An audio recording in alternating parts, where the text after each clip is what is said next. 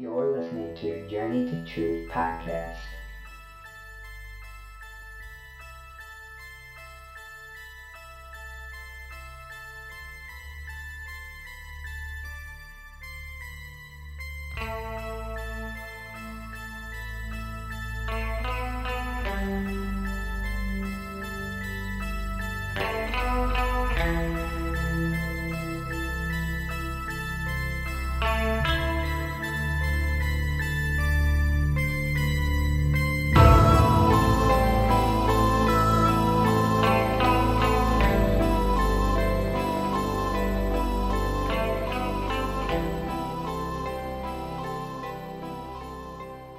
Welcome to Journey to Truth podcast. My name's Tyler Koala with Aaron Kuhn, and tonight we have Matthew Mournian. How's it going, Matthew? Pretty good, pretty good. Thanks for having me, you guys. Absolutely. Been looking forward to it. I actually wasn't very familiar with your work until Aaron introduced me to you. I understand you do a lot of energy healing, psychic readings, tarot cards, stuff like that. Yeah, I would say that's kind of, that's, for lack of a better word, I'd call it multidimensional healing, but it seems to be taking like a number of forms right now, whether it's through like intuitive information, implant stuff, energy work, basically like whatever's needed. I try to just go with wherever we're being guided. So, Yeah, that's awesome. I kind of try to jump in on some of your live videos and get a reading, but I haven't been fortunate enough to be one of the lucky. Yeah, that has been an awkward process because I'm not used to like engaging with like the group on that level. So I'm constantly like missing people in that stream. Like I get like caught up in one person's energy and then I look down and there's like 20 other questions. So it's that interesting process in like adjusting to the public in that sense. So, yeah. Well, there's no way to even keep up with it because it's just everybody. I want to read, and I want to read, and I want to read. Yeah, it's an interesting thing. But one thing I did pick up whenever I was watching one of your videos, you don't use the reversals in your tarot cards. You don't. I thought that was interesting because I know it's preference, but what's your reasoning for not doing that? I love that question, actually. So when I first started learning tarot was in 2012. Literally, the first time I think I even picked up a tarot card was in 2012, and they were given to me kind of accidentally. And I was going through a weird awakening at the time. And I just started kind of doing stuff on my own. And I didn't really work with it real heavily until I think 2015 when this, I had a really good friend who she had been doing this work for, I think, like 10 years at that point. And she had taught me that really all of the information like necessary to show what happens in quote unquote reversal is actually indicated by the energy around the cards, the nature of the question, and even more importantly, the scrying or the information that we're able to glean from the nature of the energy that's present. So for me, it's more of I look at the totality of the situation or other ingredients rather than the simple like reversal, because I think a tarot card in and of itself can show you a lot more than something that would indicate say just like, you know, like the King of Swords, like reversed or something, which will say a lot about a person's energy. But when we look at the other details around it, I think it gives us more. So it might be more of just like a personal preference. So I hope that makes sense. Yeah, no, it does. Absolutely. Yeah, totally. Aaron, you have anything to add to that? Not really. So when you're doing like a tarot reading through Facebook, so how does it work when you're trying to pick up someone's energy or pick up something from somebody? Does it just... Actually, that's a great question. I would love to know that too. Yeah, that's a really good question. And that's something that I think we're all kind of in a varying stages of like learning how to do. For me, the greatest thing was number one, I think kind of learning what my own kind of signal or what my own thought process or what the voice within like my own head or whatever that is. First, learn what yours is. And then secondly, I think once I knew what like I sounded like, it enabled me to know, okay, who's this, who's that, or what does this feel like coming in? And so for me, one of the ways in which I've been learning to connect with people is I'll kind of reach out in somewhat of, I guess we could say, like maybe like a telepathic sense, an energetic sense, whatever that is. I think it's energy that will come from the heart chakra specifically for a lot of us in the beginning, because there seems to be like this big frequency that starts to gather around the heart-based energy. For me, when I'm able to kind of channel that or sort of like connect with another person, and when you're in a group environment, it becomes a lot easier because you have a lot of other energies in there and it kind of charges the environment. But I'll quite literally take a breath in and I'll ask myself, not, what do they feel like, but what do I feel like? And for some reason, in the manner of which I've been learning to operate, that seems to be the first thing that I'll do is I'll kind of reach out there with my mind. It's as if I'll acknowledge Aaron in his room over there. And I'll sort of like focus on Aaron with the understanding that there's really no gap in energy. Like we're literally all sharing the same space on some subatomic level and, within this space, realm. And so you're kind of like reaching out to that person, and you take a deep breath in and you kind of ask yourself, how does he feel? And so what happens is after I kind of like worked with that for a while, and I think it's taken me 40 years literally to be able to come out and do it like publicly, because for a long time I didn't know what I was doing. It'll give you a signal, a feeling. Sometimes it'll be a picture. Sometimes it'll be like an outline of kind of like a silhouette, which is, I think, when we get into more of like the auric readings, which are actually quite easy to learn and do. But there's a whole manner. It's like a multi-stream sort of thing, which literally everyone is capable of doing. And I look forward to be teaching that in the future, because I think it's absolutely something we can all learn to do right now. But I don't know if that even answers your question. No, that totally does. That's amazing. Thanks. I was always curious, just like, because there'll be like 10, 15 people on a Facebook live stream, right? And one person asks for a reading, and you got to like, isolate that one person from everyone. Right. There's actually one method that I used specifically that I kind of picked up on my own. It may have been like intuitively downloaded to me, but I noticed when I was reading through, say like the Law of One, particularly, there's these passages where they call out by the first name, like what they call, I think it was like the vibratory sound, something or other. I don't have the right terminology. And for some reason in my mind, that clicked off this image of just the first name being like a calling card, sort of like a vibration. So a lot of times in the beginning, or if I'm doing like, say, just like a tarot reading with someone, like I'll get their name and I'll literally just on an intention level, you're calling out to the mind-body-spirit complex known as Aaron, Aaron, Aaron. And so in my mind, it's like you're sending out, it's almost like an echolocation in the way that bats would do it. So I don't know if that makes sense to you, but I feel that when we approach things in kind of like an individualistic sense with respect to like sending out energy, moving energy, or understanding like streams of energy that are available to us, when we do it in a super specific way to you alone, it allows that frequency to really start working. And I don't know if that makes sense, but yeah, we use the name, we use kind of like the vibratory complex, and then any other sensory based information.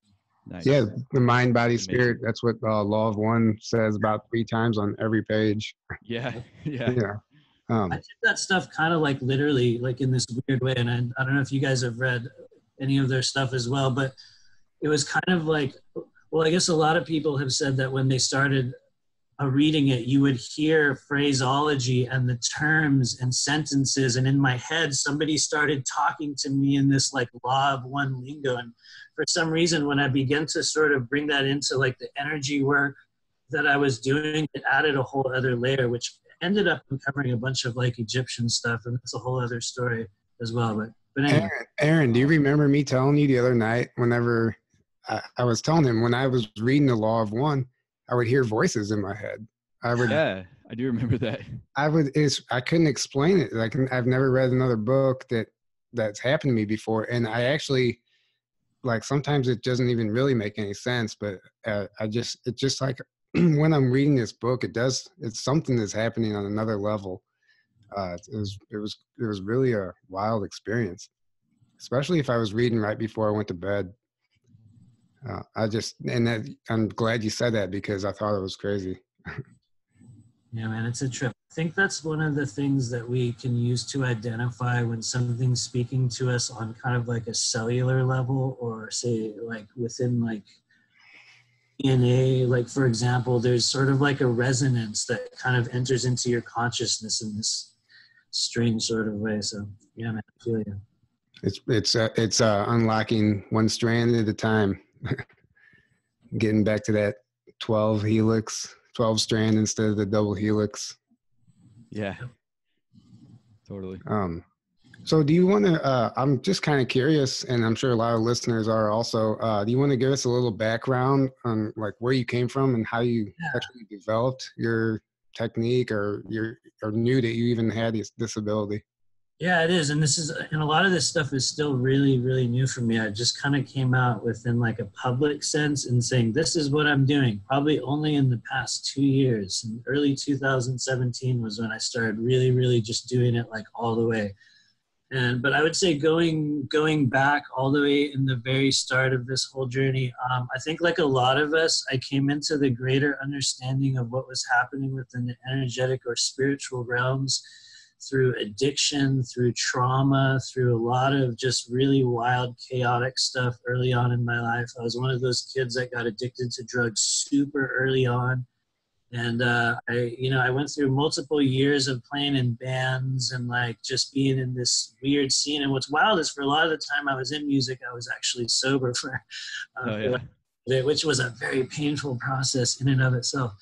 But I had to go through this really wildly long journey, this painful thing for 40 years of understanding actually what it meant to be an empath. I think for me, that was kind of one of what I call the maladies of the starseed that I chose to come in here with. And if you haven't heard of that, I don't know if anyone else talks about it, but I think the maladies of the starseed will correspond with these certain karmic, or maybe, timeline, life cycle events that will occur for each of us. And for a lot of us, we'll come into this life with an experience of being victimized, abused, addicted, very sick on some level, injuries. We'll have this great, great series of catalyzing events that will occur during the course of our life that, in my opinion, for me, were actually chosen by me, for me, to give me this express specific experience that if I was able to liberate myself and heal some aspect of Matthew that came in very, very wounded, that I was able to kind of go on and move into another stage. And there's been many other stages, but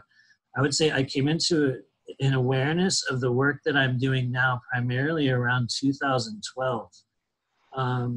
In which a lot of us were talking about the December 2012 timeline, and I was just working in like mental health at the time as a counselor, just doing my thing. I was aware of, all of that stuff, but something started happening to me right at the end of 2012. It was like a crown chakra awakening thing. My head was bursting open. I didn't really know what it was. I thought I was going crazy. I went on meds. It was a very difficult period. Fast forward to 2015, and it happened again like clockwork. I've said it on another like interview and in other stories since, but I was literally walking around this fair. I worked at a veterans organization at the time, and they were doing this outdoor festival, and I went by this woman, and she was like, "Hey, I want to give you an energy blessing." And I was just like, "Yeah, sure. Okay, whatever." Literally, she put her hands on the top of my head, and I sat there for a moment, and I was like, "Okay, cool, thanks." I just walked off, and literally within 30 days of my life, everything shifted. This weird series of events occurred. It was as if this energy was like started pulsing and bubbling out of me. I started having weird dream visitations. People were giving me animals talking to me. It was as if I was losing my mind, and I had to integrate this sort of, it was like a Kundalini awakening thing that I was going through, and it took me about a year to integrate it. I think my wife she literally thought I was going insane. That was kind of where it started, and there was quite literally a moment in the beginning. I don't know if I've ever said this on a public level. There was literally a moment during this awakening process at the beginning where I had no idea the energy that was going through my body, and I was just standing in the shower in the afternoon, and I was closing my hand and making a fist, and one time I breathed really hard, and as I did that, this little burst of light and flame showed up in my hand, completely sober, in the middle of the water, standing in the shower in my bathroom. And I was like, that really happened. It really happened. And it just stuck in my head. Hasn't ever happened since. It was a real thing, and what I understood that to be later was some sort of amount of chi or energy had like kind of started awakening in my body. And here we are years later. I'm trying to relearn how to do that, but yeah, it was a really wild awakening thing. So it's been it's now 2019, and I'm still going through a process of learning how to use it. So, well, congratulations on actually doing something about it and getting out there and doing the readings and making a life out of it. At least you understand your calling and you're taking action and helping other people now. Yeah, thank you. I think I will say though, and I'm sorry to interrupt you, I will say there was a lot of conflict that got me to the point to which I'm sitting here now to say, like, I'm here doing readings and I'm doing psychic work and I'm doing energy work, because I worked in the mental health field for years. And for me, this process started with literally hearing these voices. I would go to the park and literally there was this time where I would stand in my yard and just do these exercises, and these beings were talking to me. And there was a point where I literally had to take a leap of faith and like leave everything behind. I literally left my job, marriage, everything, packed my stuff and bounced. So it was like a tremendous risk, but well, that's the risk that did. most people aren't willing to take. And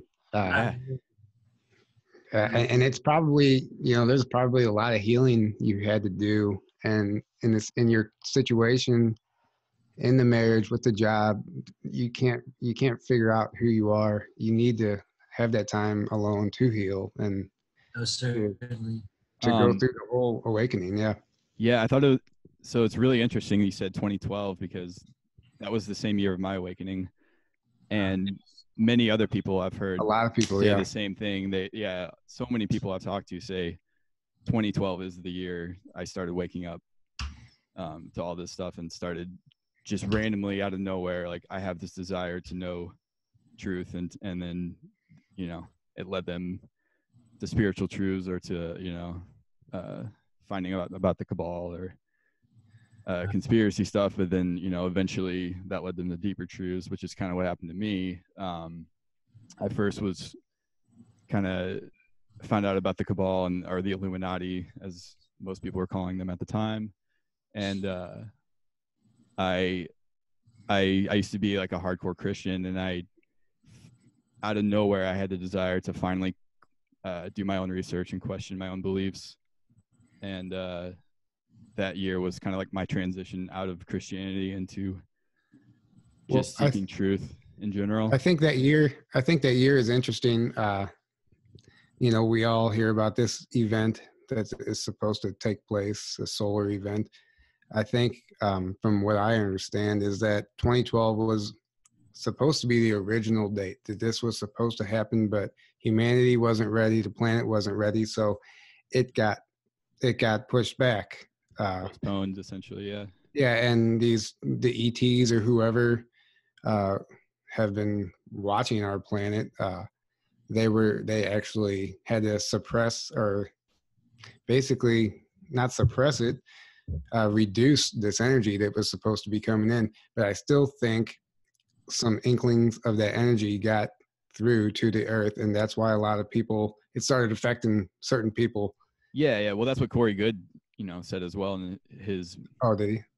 Information. Yeah, he said the spheres were buffering the energies, essentially. So that's what I was looking for, buffering. Yes. Yeah, because if they wouldn't have done that, it would have been way too much, and we wouldn't have handled it. So they were kind of like easing the energies in, and they've been, from what he says, they've been backing off slowly kind of from it, and we're at the point now where they're finally gone. They're like, they finally don't need to do that anymore, because we've finally been acclimated to the energies. But yeah, it's interesting, because 2012 is the Mayan calendar end date, lines up with that. It's when the age of Aquarius supposedly starts. Yeah. And it's like, what are the chances of that being the case, and then so many of us waking up right at that time and having Kundalini awakenings and having energetic things happen, and then you just look at the state of what the craziness going on in the world, like that, I feel like right after that is when so much started happening, and all the corruption started being really exposed, and all that. So veiling of knowledge, as they call it, right? Yeah. Yeah. So Matthew, what are your thoughts on this whole, I guess, deep state cabal takedown that's happening right now? Yeah, that's it. Yeah. Thank you for asking. I have been watching with kind of what I would call amused detachment, in that I think it's really apparent, or it's really like apparent to anyone at this point, that it's a real thing that exists, a multi-generational cult that seems to has attached itself to the structures of our government throughout the entire world. That seems to be a real thing that's actually here. Now, about the mass arrests and about all the things that we hear going on behind the scenes, I have to say I'm pretty skeptical of a lot of it. I think I tend to approach things from like a resonance-based perspective, regardless of what the subject matter is. And, you know, a lot of it really feels like, you know, I'm even skeptical of the indictments that are constantly being posted. And I'm very skeptical of the multiple cues that we have, because there's so many of them. I think at this point that a lot of it is legit and a lot of it isn't. So I think it's like this super big mixed bag of like this, it's like this drawer full of many tools, and a lot of them are totally legitimate in the right settings, but it's like, I'm just sort of watching it at the moment. There's absolutely something going on. I hope that makes sense, but I'm more of an observer than like a participant, like when like the deep state stuff.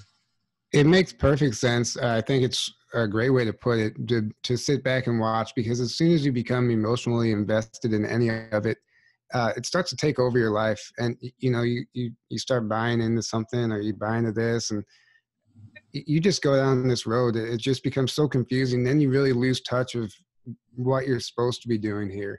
Yeah, well, you don't want to let it distract yeah. you from doing your own inner work and focusing on your own spiritual growth, because it can very easily do that. And also, I see a lot of people in like the truther or conspiracy community. They get very riled up about stuff, and they can get very angry or fearful, even, and caught up in all that. And that's actually, then you're going the wrong way, you know, when you're getting caught up in that. So yeah, I very, very much respect your approach to that, because Likewise. It's great to be up on what's going on and doing your research, and you know, but as soon as you let that, you know, be the forefront of your focus, then you're losing track of what's important, and then you're you know, we're supposed to be growing spiritually and moving towards love, and then you're going towards fear when you're getting caught up in that. So I feel you. Totally. I was about to say that, you guys, I don't think JFK Jr. is still alive, about to make a comeback behind the scenes. I keep on reading that. It comes through my Facebook thing.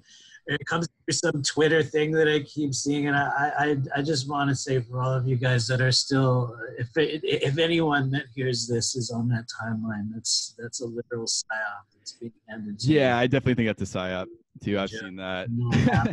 Sorry. No, when there's something that there's really no evidence for, that people get all caught up in, that's a red flag for a psyop to me. And that's definitely. Somebody else is about to click, you know, like the angry, like the angry eye. Yeah. Angry react. Coming to me, I'm like, oh, come on. Some people took like a photograph of like somebody, I don't even remember who it was, and compared it to the old photograph, and like it's the same jaw structure, the same teeth and cheekbones and all the stuff. Why you get so focused on that anyway? Because if it's true, great, we'll find out in time. If it's not, then we're not wasting our time.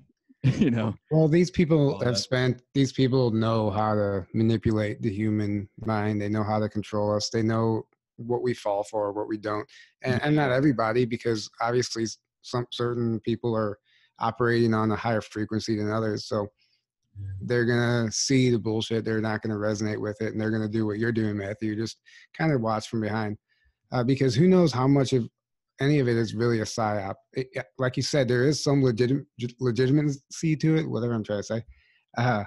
But you just really have to be cautious. But, you know, it's so like, yeah. You know, you can see all the information that's being put out, and you know, the stuff that lines up with the stuff you already know to be true, or that you know you've already done your research on.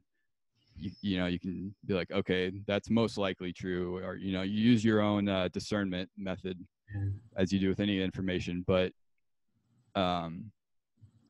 you know, I see a lot of people getting caught up in details like that, like the JFK thing, and like, you know, all these little details that it doesn't matter. Like, stop wasting your time and your energy trying to figure out what's the actual truth and of what's going on the 3D level, because that ultimately what really matters is what's happening on a spiritual level, what's happening on an energetic level, and where are you at there, and how are you working on yourself, and how are you what kind of energy are you putting out there into the world, and you know, are you helping that way, or are you harming that way, you know? Yeah. Something else I wanted to touch on that you mentioned earlier, Matthew, you said you came from a musical background. Aaron and I both did also. We both played in bands. What kind of music were you into? What did you play? I'm just curious. Yeah, so I guess in looking back at the time period, this was primarily, I would say, 2000 to 2007.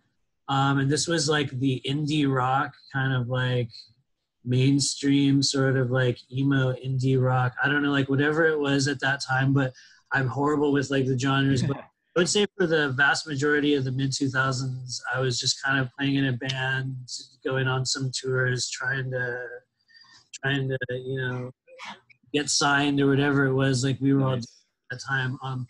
It was a really amazing and important part of my life. In fact, I think that was one of the first original like incarnation like versions of me that really seemed to like show up in this world. But yeah, that was called Goodbye. Goodbye Blue Monday was the band that I was in for. Yeah, I heard your that video that you posted the other day. That was really good. Yeah, it's right up my alley. Yeah, I've been playing in bands since high school, since very into high school, so 2005 for me. And yeah, a lot of like punk, emo, indie, anywhere in that whole realm.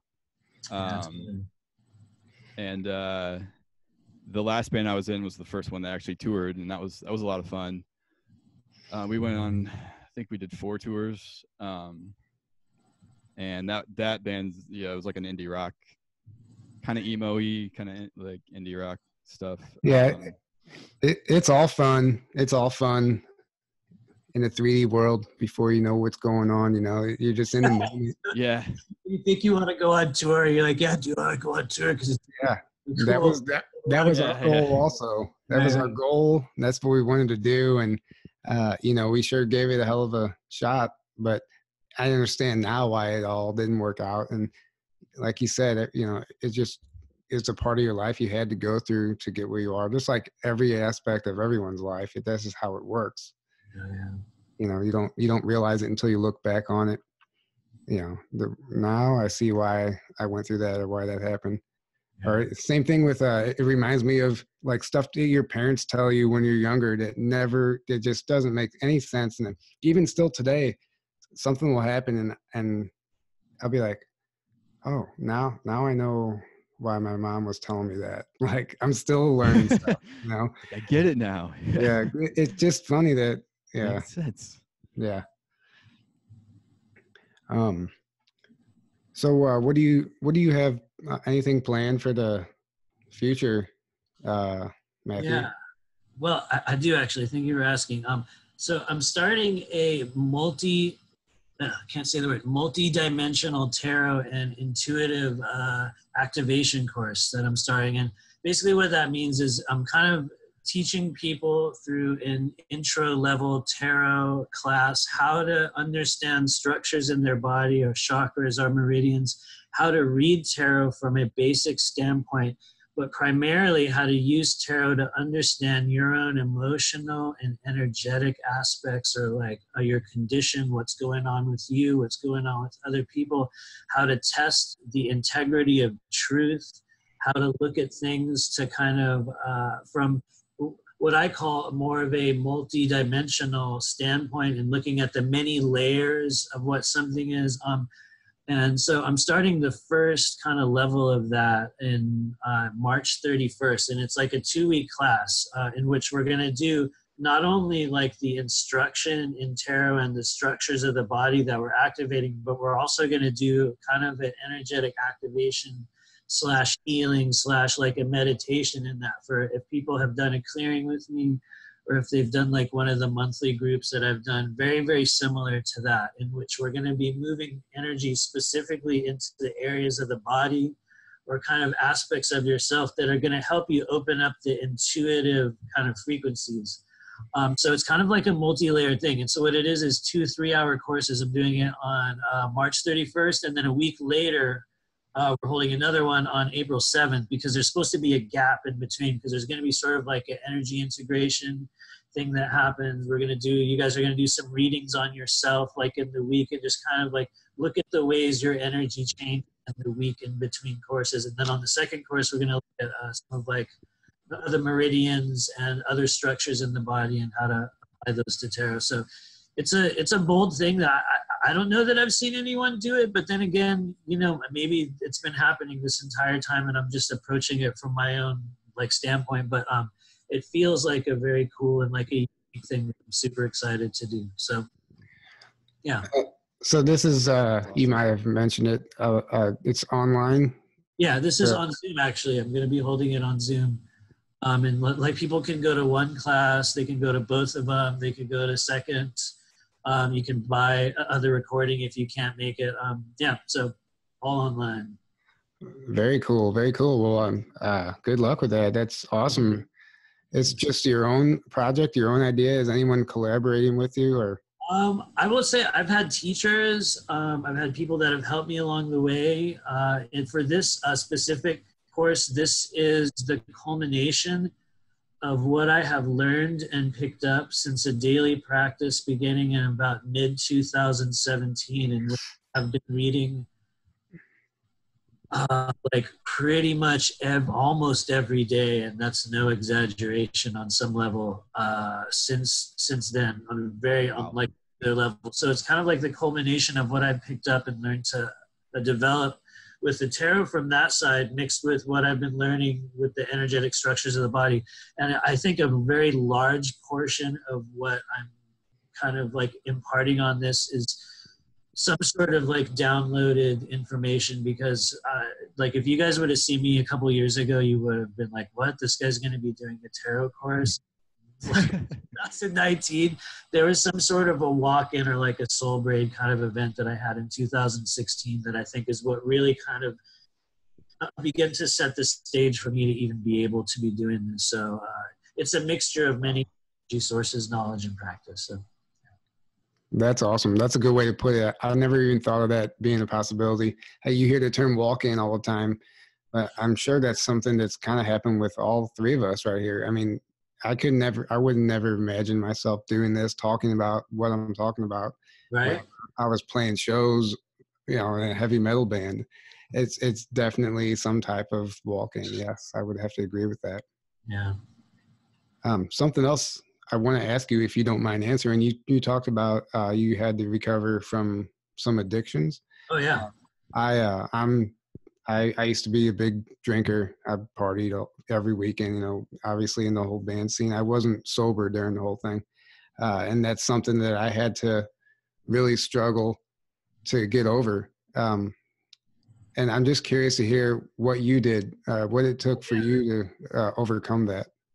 Yeah, I think in my case, when I look back to how that whole thing started, knowing what I know now, it was a case of me being like this incredibly empathic kid and being so affected by everything that was hitting me that I think by the time I was about 17, 16, 17, 18, I was like so painfully aware of just how, I don't know what it was that was happening, that somehow by some strange route, I found heroin early on. I found opiates early on in my life, and I was addicted to heroin and cocaine probably from like 1995 to 2000, and then there was a couple little spots after that for like a couple years where various opiates showed up, but that was like the primary soul's journey that I think I had to go through. That was kind of one of the maladies that I chose.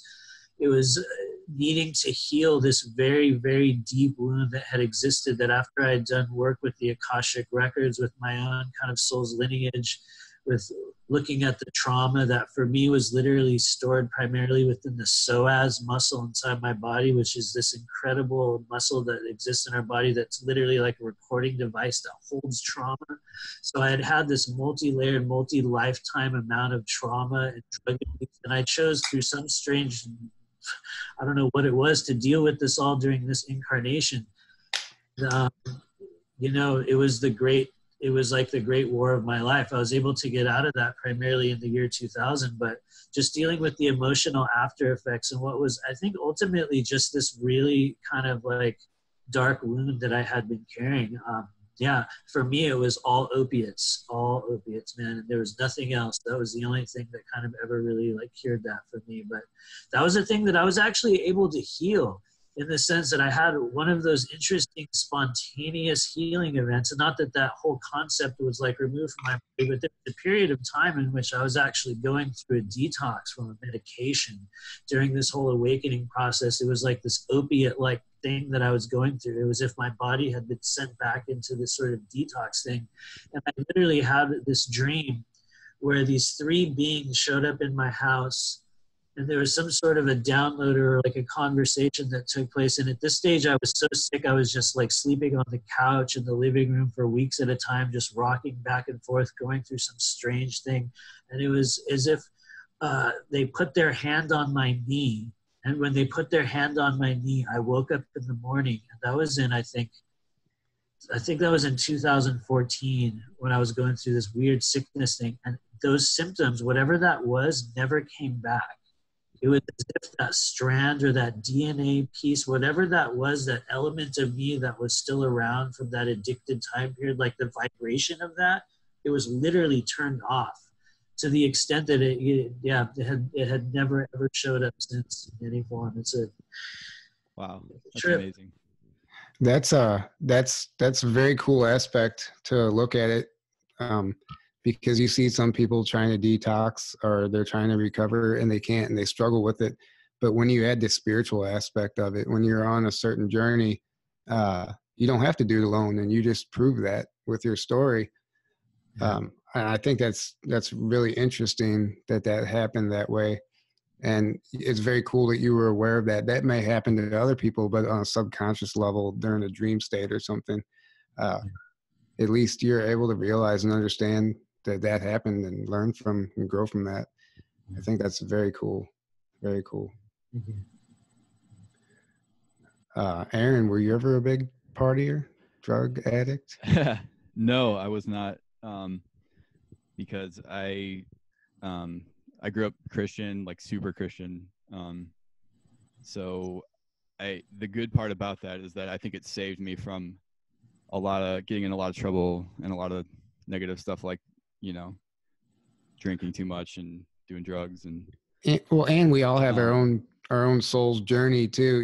Not everybody, Matthew, maybe you were put on this life to go through those hardships, to learn from it. Everybody has their own. Absolutely. Yeah. Everybody has their own. So you're everybody's path. Maybe it wasn't in your contract, let's say. Aaron. Yeah, I think so. So through like high school and after, I never went to parties unless they were like with church kids basically, or I didn't drink till I was 21, and even then I didn't really get drunk. I've only really gotten super drunk like 2 different times, and ironically enough, those were at parties, but that was when I was in my early 20s by then, and both times I didn't enjoy it. I was just like while I was super drunk, and I was just super out of it, and I'm like, okay, I feel like I'm not in control of my body, and I'm just really out of it. Like, why is this so much fun? Why do so many people want to do this? I don't get it. And then I felt like shit the next day, with the hangover. So I really just didn't. Yeah. What's that? I never liked alcohol. I don't know what it was. I've never, Yeah. Same. Well, just it didn't really work for me. Yeah, at least the crappier alcohol that you just drink to get drunk, because a little bit after that, I got into like craft beer and stuff, because I actually did like the taste of a lot of that, and I kind of got in. I didn't hardcore get into it, but I would drink craft beer a little bit, but again, I would just do that socially, and I would drink 1 or 2, and then I'd be done. Whereas I'd see, I was living with a guy named Jake, he was the singer of the last band I was in for a little over a year, and he drank craft beer, and he would get drunk all the time, and he would drink like so much, so it was very expensive for him because he's buying like all the expensive stuff. One of the things I noticed is that my body was rejecting it. The hangovers got worse. It was like, it wasn't just a hangover anymore. It was like affecting me on all different levels. But then the craving would come back, and I would go do it again. And then I knew I had to do it. Same thing started happening to me with food. Certain foods I used to eat, your body, like I quit eating meat. I was starting to get sick. I actually got a really bad bacterial infection from eating some bad meat. And I had to quit. Every time I'd try, I would get sick. And when I stopped, I realized how much better I felt. And then when one day I was craving a cheeseburger, went back and got the burger. I was sick for the rest of the day. It's like my body just started rejecting it. I don't know why. Now I understand why, but at the time it didn't make sense. I just kind of lost interest in it. Yeah, and it's kind of the same way for me. Over the past just couple of years, I don't eat meat hardly. Like I still do once in a while, a tiny bit, but like 90% of the time or more, I don't eat meat, and I can't eat as much as I used to, or like you said, I'll start getting sick or start feeling sick. And yeah, it's interesting because I think as our vibrations raise, I think when you're eating meat and when you're ingesting things that are harmful to you, you're gonna as your vibration goes up and then you're ingesting this low vibrational stuff, it's gonna it clashes. Have a much greater effect on you. Yeah, and you're gonna notice it a lot more, because it's gonna be much more disruptive to that. So what about you, Matthew? Are you on any kind of high vibe diet? Are you still, is that something you're going through? There has been periods in which I have gone both directions. At the stage I'm in right now, I think we were doing mostly vegan for like months. I'm kind of on this limited meat integration thing right now. And I don't know really why that is, other than that's what Matthew's body seems to be calling for in terms of being able to move energy, being able to do, I think, what it is that I'm doing right now. On a certain level, every few days there seems to be some need or some sort of a blood building activity that needs to occur within the body that I've begun to understand, at least for, whatever's happening with me right now. Seems to involve the need for some sort of a meat product every so often. Now, there's been times in which I haven't eaten meat and still doing the energy work that I'm doing, and I was able to maintain weight and sort of do the same thing. So I take it on a purely intuitive basis in trying not to judge, but allow myself to consume what it is that I feel that I need, because I had a lot of internal judgments about like picking up meat and the act of eating meat. And like there was some time, especially like last year, where I felt like really kind of like militantly against anything that had a face, and I was like, no, I'm not doing this anymore. And I think that there's stages that we're going to move in and out of that for some of us, stages of integration, in which I think for me right now, it seems to be a thing that's actually quite like beneficial to me in small doses. So yeah, I try to just be in acceptance of what the body needs. And when it's done with it, I'm ready to drop it. Because I have like a weird feeling about it. You can tell just the way I'm talking about it that there's like a guilt mechanism that's like, yeah, I'm gonna eat a cheeseburger, shit, you know. But I'm like, fuck, I'm gonna eat a cheeseburger. Like, you know what I mean? There's like multiple levels of it that we're all kind of like integrated. You know what I mean? That's real. Yeah. That's real. So. I agree with you. I think it's on an individual level. You got to listen to your body and know what you need. And if a little bit of meat is required, there's a lot of that's what you need. If you don't, and if you feel like if you feel like eating meat is going to lower your vibration or is going to affect you negatively, or you just don't have a desire for it, then don't eat meat. Because obviously there's a lot of vegans out there that are very militant. Oh, totally. Yeah. And I fully respect that. I've actually been that person. There are physical like effects that I've noticed from eating meat, especially primarily within or sort of like pain and inflammation in the knees, like gut-based stuff. I've noticed like tangible after effects from the type of meat, like when you consume it, what form it is. And it's also if you're eating a bunch of processed meat and a bunch of unhealthy I actually, you ever eat something even though you're not vibing with it, going through it? I know what foods now, like whenever you really start cleaning yourself up, you start feeling the effect from every single piece of food you eat.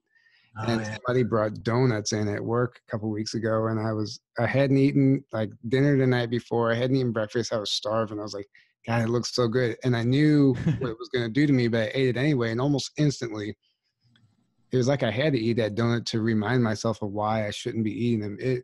I just become lethargic, and I just felt like crap almost immediately, like far worse than it probably should have made me feel. But it was almost like here's your reminder, like.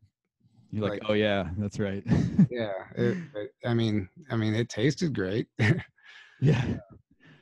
I had that experience only just like a day or so ago. I think a lot of that is actually the palm oil that is used in a lot of donuts right now, especially the palm oil creates this wildly toxic reaction in the gut. At least like for me it does. I could literally feel it the next day. I could taste like the oil like in my mouth, like when I woke up. It's a trip. So really? Yeah, it's really cool though to I went for the longest time without even considering what I was eating, the first whole beginning half of my life. We just ate it, we never grew up in a healthy family, so I didn't really start thinking about what I was eating. And then when I did start thinking about it at first, I was just like, oh, well, if I just eat less, I won't get fat. I just thought it was all about gaining weight.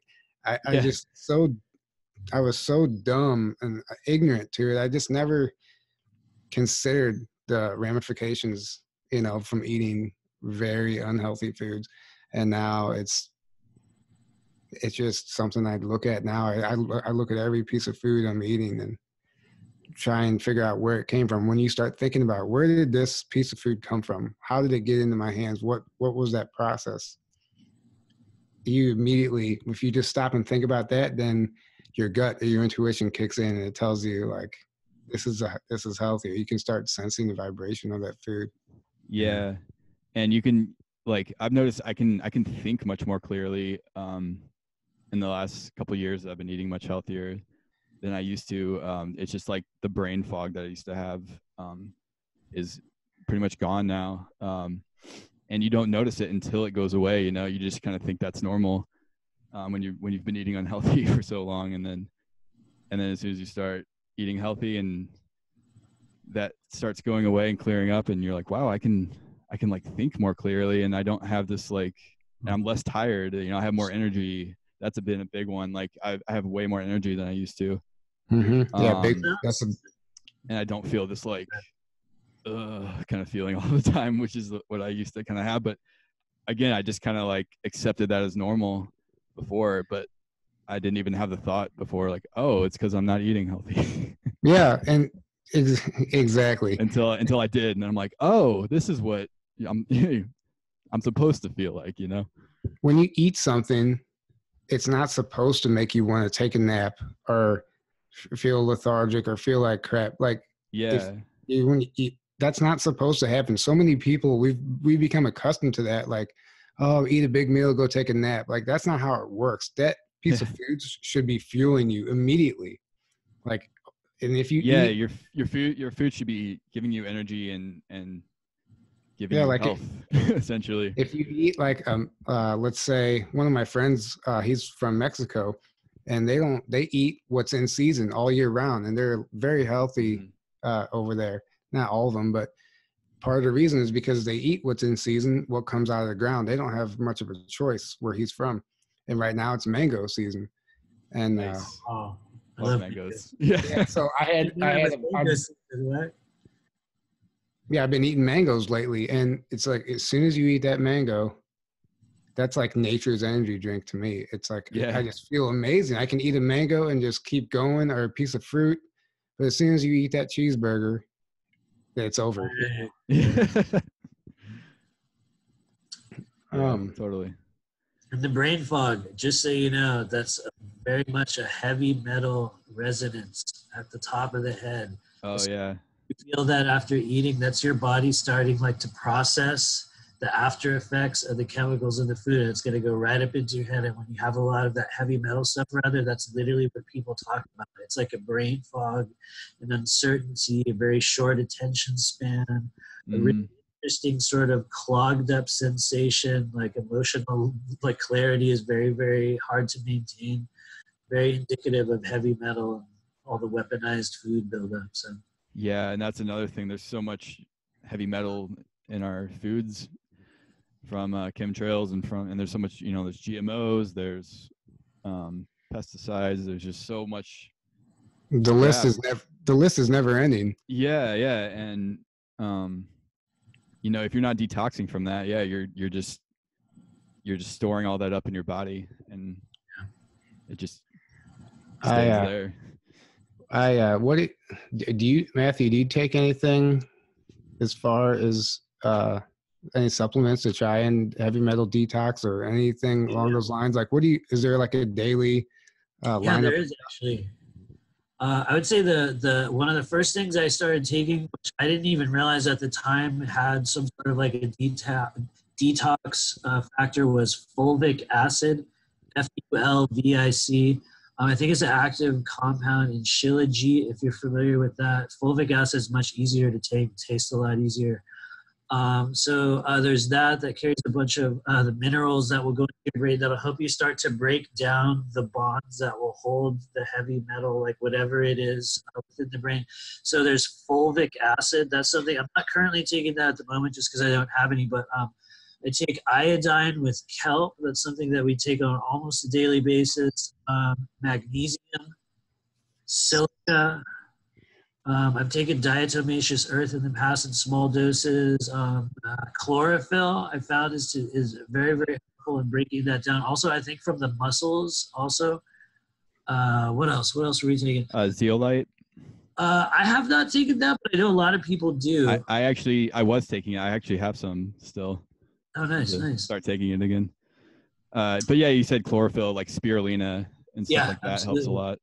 There's also a compound called elixir of a lake, and I think it comes from Klamath Lake in like Oregon or Washington or like wherever that is. But that's some sort of a blue-green algae mixture that I found to be incredibly powerful. Really? Kind of moving that out of the body. You can get that at a lot of health food stores, but it seems like there's a number of things that everyone's taking right now. So it's kind of like whatever works best. Mm-hmm. Right now, I'm kind of during the flu season, I I've been trying to focus on stuff that kind of boosts your immune system. Zinc is also very helpful for that one. Zinc, elderberry Yeah. syrup. I take this reishi mushroom extract, Mm-hmm. echinacea, or however you say that. How do you? Echinacea. Echinacea. Okay. Yeah. Echinacea. A couple other just stuff like that. I just do in the morning, and I've felt great. Like all winter, I haven't even got the slightest cold symptom yet, and that's rare for me. So I really do believe this stuff works. It's just you have to make it a habit. You know, I used to just buy a bottle of it and then finish the bottle and never buy it again. And you know, I would never keep up with it. So it's you have to make it a practice, just like you have to do with everything else. Meditation. That's another thing that. Oh yeah. That's another thing that's. I still don't do as much as I should, but I'm definitely progressing. Do you? What do you have? What do you meditate? Do you meditate? Obviously, I'm sure you do. Probably multiple hours a day, every day, to the extent that somebody would probably be like, "What are you doing? What are you doing? You're just sitting there." I feel like, at least like for me, in the process of like the understanding who I am, what I'm doing here, healing the trauma that exists in my body, expanding the awareness that like we're all given, the active conscious daily, some form of like a connective thing that I do, whether it's like a meditation or like qigong or you know some other practice. I do it constantly, but I think I'm also at a stage where it's easy for me to do that, and that this work is literally the only thing that I do. So I might have dead spots in the day in which I'm able to sit down for like a half an hour and do that. So for me, I think staying in conscious contact with some aspect of the spirit realm is probably one of the greatest things that I can do in order to continue to do the work that I'm doing. But I also have to stay grounded. So, there's other stuff that I do along with that. But yeah, I think that's probably one of the greatest ways that we can expand our awareness on, Well, what do you do any other so do you do any physical techniques for staying grounded, as far as grounding yourself, walking barefoot? I've heard like tiger's eye is a good crystal to keep on you, especially during the winter when you can't really go outside barefoot. Are there anything you do like that? Yeah, physically, to keep yourself grounded aside from meditation? Qigong has probably been one of the most incredible things I ever started doing in my life, in terms of allowing energy to move through the body, in terms of grounding your energy and kind of like integrating the flow of energy through the body. You can literally do it anywhere. I would say if there's anything that I ever tell people after a session, if you start doing an act of like Qigong in some form on like a consistent basis, you will experience incredible changes in your body, whether it be through emotional grounding, physical healing. Your body will change. You will begin to experience new levels of awareness. It's an absolute fact. I will say for me, that's been the number one thing, along with some form of like a meditative practice that I do almost every single day. That you can also just do like conscious breathing through the bottoms of your feet. We have this ability to move breath literally any area of our body when you begin to expand your awareness. So we can do conscious breathing, we can do grounding, we can do walking, you can carry stones. There's multiple ways, but I prefer something like Qigong, I would say, just because it gets you involved in moving and breathing. So, yeah, I've been wanting to start doing Qigong. So I went to Eclipse of Disclosure in 2017, which I believe you were at, right? I certainly was. That's actually where a lot of this stuff really started kind of like kicking up for me. So Nice. Yeah, but I went to Eric Rain's workshop there. Yep. And that was the first time I'd ever done Qigong, and it was amazing. Like I could totally feel the energy like the whole time. Oh, yeah. And at the end of it, I was just like buzzing. I was just like vibrating, and I could just I just felt amazing, and I felt all this energy. And I was just like, oh, I need to start doing this. But then I just never got in the habit of doing it. I've done it a few times since then, but I need to really, I want to really like get into a habit of trying to do that every day. He's actually the one that got me started on it. So I would Oh like to, yeah, oh, absolutely. Yeah. Yeah, absolutely. nice. Can either of you give me a crash course on Qigong? So I'm not really familiar with it, and I know a lot of people listening to this might not be either. So can you just give us a brief rundown of what that is, what that process is? To make it as simple as possible, the Chinese have been doing the simple practice of breathing and conscious movement of the body in these specific forms, movements, and rhythms for thousands of years. They seem to have the effect, and I'm approaching this from a very, very basic understanding because I use a very simple set of things at the moment. It's far more expanded based on stuff that I do, but what it has allowed me to do and is to open up channels of energy, chakras, meridians, specific areas in our body that allow us to move and hold energy. And what happens is that breaks through multiple layers. So basically what you're doing is you're going to be breathing and you're going to be going through a movement of gently like moving your arms and breathing in a certain specific way, and you'll hold your feet in a specific posture. It's very much, it's kind of like a yogic practice in that it's more about like the focus, the stillness, and the movement, like breath in the body, than it is specifically like the physical attributes of what you're doing. And that might be a pretty poor example, but I would say just go onto YouTube and Google Qigong and see what comes up. You'll get a million videos and they'll all be pretty simple. I would say in the beginning it's just more about like intention, if that makes sense. No, that was a great explanation actually. Okay. You know, I'm still new to all this also, you know, a lot of aspects of it I am anyway. Some of it I hear, I'm like, yeah, that's old news. I know that, I've done that. But I like when I get to try something new and integrate it into what I'm already doing. So I'll have to look into that definitely. I know Aaron and I we still both have full-time jobs, and it's not easy to do all this stuff. You have to kind of really set aside some time to do these spiritual practices. And it's hard sometimes, you know. It's not easy to step. I haven't made the leap out of that, you know, out of that realm yet. But it's a process. It's happening. I feel you. I think the very fact that you are here, like doing this here show, is you leaping out of that realm for you and like expanding. And like each of us are going to end up having that experience in our own way. I think I had maybe the advantage of having those addictions early on in my life. And I think that certain people that have those experiences early on, and you will have probably channeled this into something in your own life as well, as it will create this incredible amount of focus later on. For those of us that can harness that energy, it can become like this focus and this obsession that when properly applied in the right way under the right conditions, allow you to literally break through so many layers of your life. So I think just the fact that you're here, like doing the show, this is you like breaking out of the matrix. So I feel you.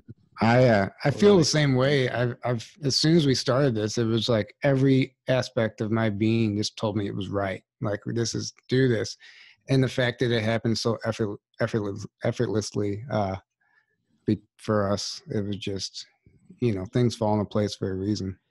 Yeah, totally. Yeah, it's funny because I've been wanting to do something for a while. I'm like, oh, I should do a YouTube channel.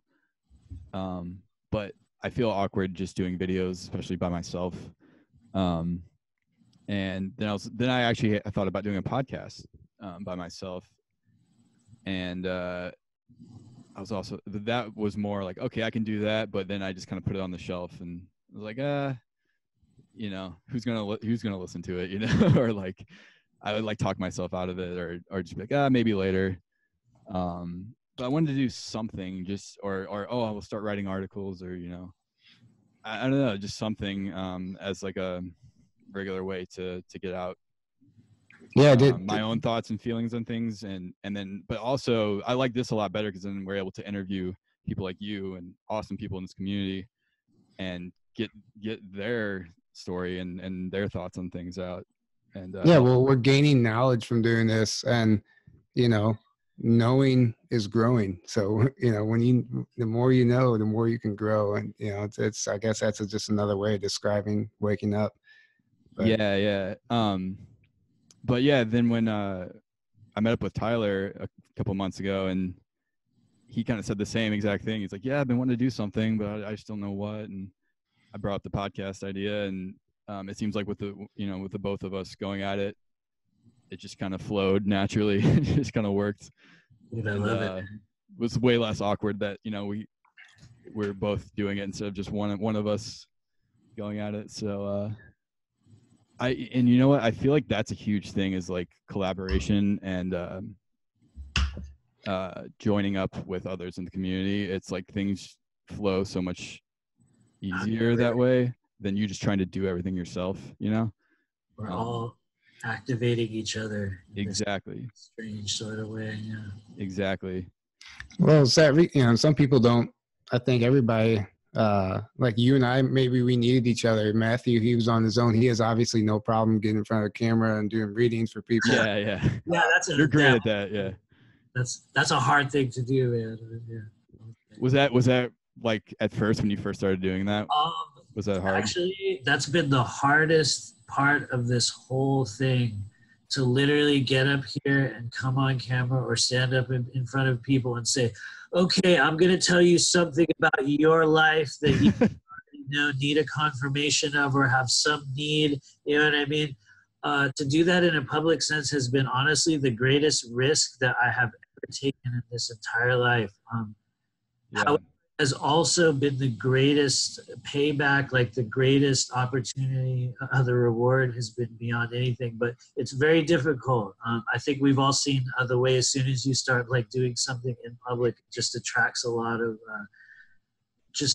like attention that goes both ways, and it can be an interesting process. But yeah, it's a like leap of faith, you know what I mean? Especially when you start doing like intuitive work, and I think we're going to see in the coming years people that never thought they would ever be doing this kind of work suddenly being able to do it as good or better than the people that have been doing it for many years, because you're awakening an aspect of yourself that already exists, number one, and you're opening up to this whole new like ascension process is happening within you. And within that fourth dimensional shift, that source of energy starts to come online for us in the way in which we're able to use and perceive and understand those energies more. So you're going to be seeing a lot more of that, I think. But yeah, it's certainly a leap of faith. Yeah. Well, Especially for an introvert. Like, it's one thing to make a video and edit it and review it and like, okay, I'm happy with that, but to be able to go live and just really put yourself out there, that's why I like that live button on Facebook scares me to death. Yeah. Same. I mean, maybe not so much anymore. Like you said, it's just kind of like people who you never would have thought were doing it are going to be able to do it. I like that because it's true. It's very true. Everybody, you can't just live the same year over and over and over and call it life. Something's got to happen. Something's got to change, and people are going to start discovering who they are and why they're here. Yeah, and Joseph Irwin, who we had on earlier in the podcast, he was kind of saying like, it's hard at first when you don't have any momentum built up and you don't know what, if people are going to be receptive to it or if anyone's going to watch it or care, or, what people are going to think of you if you, and it's easy to that, kind of blocks you and you just kind of get stuck there, but once you just get going and get some momentum built up, then it just let it flow naturally and you just keep going. And I feel like that's kind of what we've been doing. And I feel like that's what you've been doing too. You just kind of started doing it. I would like to think so. I would say like, if there's anything that I would add like into that mix would be like the knowledge of self. And I think like for me, when I truly understood who I was and what I was doing here, the idea I needed like to get up in front of people and to start expressing that, it was still very frightening, but like when I knew that it was true and it was real and it was happening and I could see someone and watch how things would change and watch how there would be this truth and this growth that would happen afterwards. I just knew, and I would get this message constantly, and they were like, Matthew, like, you have to try harder, you have to go in front of people, you have to go public, and I resisted it. I think that, like, when you really come into the situation with a whole heart, with a willingness to be like, I'm going to speak my truth, and I'm going to do it over and over and over again, and in the beginning I'm going to stumble, I'm going to stutter, to get it wrong, and it's going to be awkward. And what happens is we continue to just do it. It sounds so childish, but at least, like, for me, it's been about continuing to show up, continue to keep trying, and things will invariably change on some level, you know. Yeah, that's beautiful. Yeah, absolutely. Aaron, what time are we at right now? I don't see it on my end of the screen anymore. Yeah, it's not showing me like a time, but I think we're at a little over an hour. Yeah. An hour and 10 minutes, maybe. Okay, Zoom well, is weird when you're not used to it, right? You're like, wait, what? Yeah.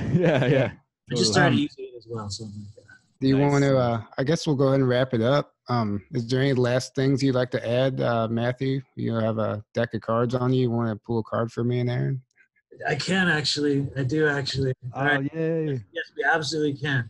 And I would say, as we're getting ready to do this, I truly appreciate you guys. I truly appreciate you guys having me on. And if anyone has any questions, if you want to book a reading or understand anything about like energy work, if you need an energy clearing, if you feel you have some form of spirit attachment, implantation, or struggling with some element of energy or emotion that's stuck within your body, reach me at my website. Remember yourmission.com. You can also find me on Facebook under Matthew Mournian, Matthew Aaron Mournian. But yeah, we'll pull a card for each of you guys. We shall start with Tyler. So if you can, Tyler, maybe just take a deep breath in for it. Just a nice slow breath in. Just exhale that breath out. And so we'll just ask anything we need. My Holy Spirit complex known as Tyler. Just any messages, anything we have for him, just in guidance and assistance moving forward. Oh, it looks like you're activating the throat chakra. That's a good thing. I'm actually pulling a couple cards because the first thing that came out was this big throat chakra card, the Two of Swords, which is interesting because this is one of the few cards in tarot that'll tell you exactly what area of the body we're talking about. When we're expanding the throat chakra, we're working with what's called sword energy, the suit of swords in tarot. That's how we speak, when we speak, communication, intellect, the transmission of messages. So when we ask what's up with Tyler and we get the Two of Swords, in my opinion, this is actually a good thing for you because I think this indicates you've been working through a blockage in how you're like communicating yourself, how you're speaking publicly, how you're opening the voice. It will also tell you to continue to open the throat, to speak more of your truth, to expand the frequencies of whatever's coming out of you, especially. That's your throat chakra card. The Two of Swords also, when we're looking at energy in the body, will also tell you in this strange roundabout way when not to say something. And it's super dark in here. I say this all the time. But if you can see the card, you see that she's got this cross. She's got a blindfold on. The Two of Swords is also about when not to speak about a certain thing. But in general, I would say it bodes well for the ongoing working through whatever you're speaking out in this world. And to add to that, the reason why I pulled another card after that, just because I wanted to understand if it was a blockage, if it pertains to, or rather what area of your life it could be about. The reason why I say it's specifically about how you're speaking your truth to the world is because of the Knight of Swords. And it's very hard to see, but this guy, he's swooping down from the heavens. He's got this highly electrified sword. He can represent intensity in how we communicate our message, the tone with which it's getting delivered.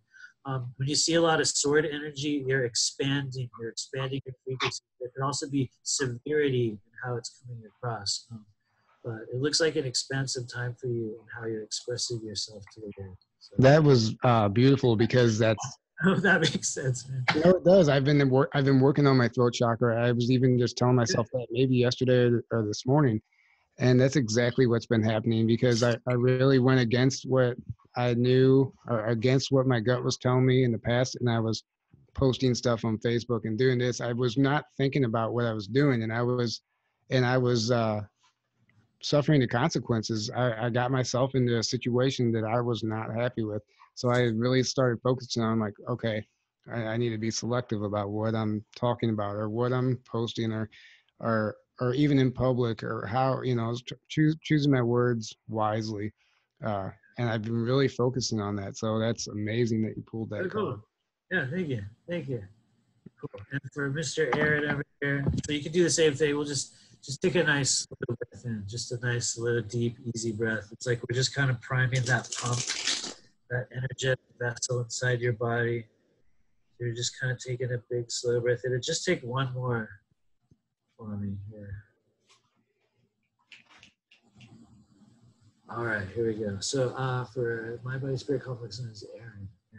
Just anything he needs to be made aware of at this stage of his journey, anything you guys have with regard to just where he's at, where he's going. Oh, cool. All right. So, Aaron, interestingly enough, I would say I'm just going to kind of jump right in on this because I think for you, if you're looking for an area of your overall energetic structure, area of your body, or something that you can awaken or work that's going to help you kind of expand yourself, expand your quote unquote mission, how you receive what you're doing, kind of supercharging your own energy. The Four of Pentacles, hard to see, but this guy, he's kind of clutching it, he's wearing it, he's sitting in a box with it. It's right over his solar plexus, so that's what I talk about when I say how the tarot will apply to specific energy centers in our body, things that we can strengthen or awaken to kind of expand our awareness. So this guy's all about the solar plexus, but he's also about bringing in new energy in our physical realm. He can become stagnant in certain practices, the same things, sometimes a little bit too much. He needs to integrate a level of kind of change. Now, the reason why I pulled another card for you as well is because I'm wondering what area that's in, how that pays off, what that means for him, where does it go, what does he need to change? And we're talking about solar plexus, so it's going to be kind of old stuff, early childhood stuff, layers of like programming. If you can see the card, it's okay if you can't. The guy looks he can be constipated in a weird sense. He looks a little frustrated. So this also points to kind of frustration and lack of movement in certain areas of our life toward the things we're trying to manifest. And so Four of Pentacles shows up when we're trying to make things happen, things like, or we'll need something, it's not coming in. It's because we're clutching onto either an old way, a way of operating, an element of the previous version of Aaron, et cetera, et cetera. I might be kind of over-interpreting for you, but the reason why I asked what's the other card or what else comes with that is the Nine of Pentacles, an interesting person to have. Once again, hard to see here, but we have this woman standing at the gate of a certain place. It's very ornate. It's beautiful. There's a beautiful garden. She's dressed nicely. Everything looks really good. It feels really good. She looks like she's in a great place. But the thing about it is the Nine of Pentacles oftentimes begins to bring us profits, like a reward, like a benefit from the work we've done, but it's a 9. So just from like a numerological standpoint, it's right at the gate of something. It's not fully done. It's not all the way there. It'll bring you right up to the gate of an experience, a stage, or something in your life for the express purpose of having to be face to face with it and understand, is this me? Is this actually what I want? What's my motivation? I asked for this thing, and now it's here right in front of me. It asks you to just take a little bit closer look and be sure that you're ready to step through the doorway or the threshold, because like when we come to the 9s in tarot, you're coming kind of to the end of an era, or almost to the end of an era. So for you, it's kind of a more of like a big picture activation stage with understanding maybe the solar plexus holds some mystery, some activation, some wounds that you would need to work through.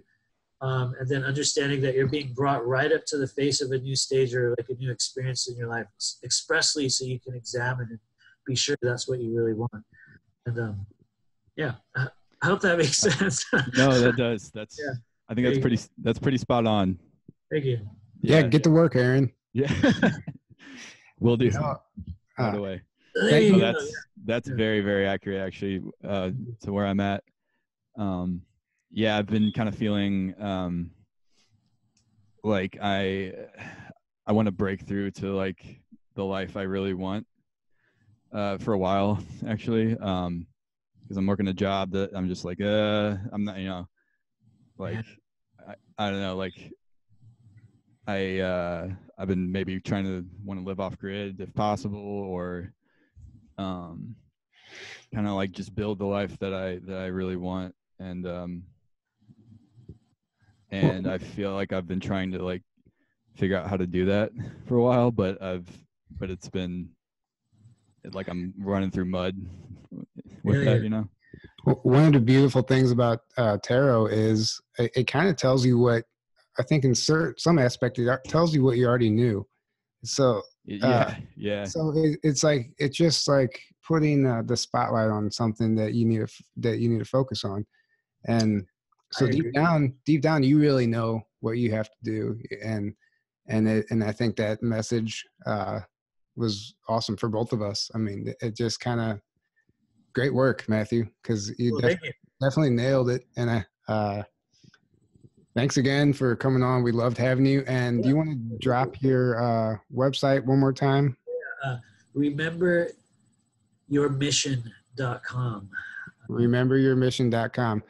Also on Facebook as well. So. Yeah, and make sure you check that out. Check him out on Facebook. Hop on to one of his live videos, get a reading for yourself, or sign up for your class. When's it? You want to tell us the dates of that class again? Yeah, that's March 31st and April 7th. It's a 2-week course. So, yeah. Awesome. Well, thanks again for coming on, man. We loved having you. It was amazing. Thanks again. Appreciate thanks it. for the readings. And yes. Aaron, anything you want to add to that before we go?